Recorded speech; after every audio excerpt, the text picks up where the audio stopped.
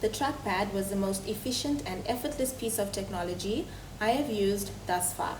Here are some simple tricks to using the trackpad with an iPad for a beginner like myself. First, you need to connect both your devices through Bluetooth. When you touch the trackpad, you will see the cursor moving on your iPad. Your first trick will be the one finger tap, which is to select anything.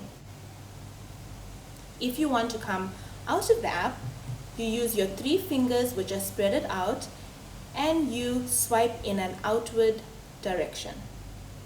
If you want to move between multiple running apps, use 3 fingers to swipe left, which is to go forward, and right, which is to go back. If you want to use your right click or secondary click, you use 2 fingers and you tap your trackpad, and you will see options that appear on your app. If you would like to reveal your dock where you have more apps which are very efficient for you to access, you move your cursor down to the bottom and you will see it appear on the screen.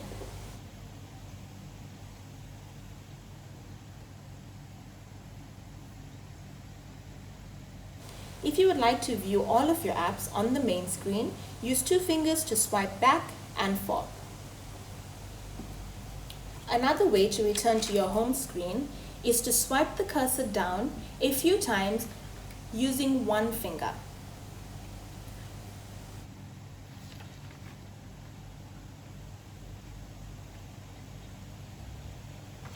When you are on any of your browsing apps, if you want to scroll up and down, use 2 fingers in the opposite direction.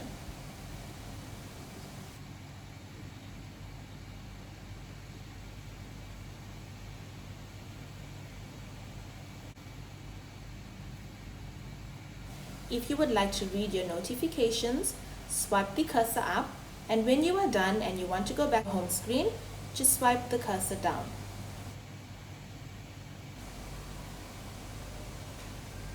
If you want to make the control center appear, you have to move the cursor to the top right corner and click on the status bar where you see the battery. Here you can access your Bluetooth and do so much more.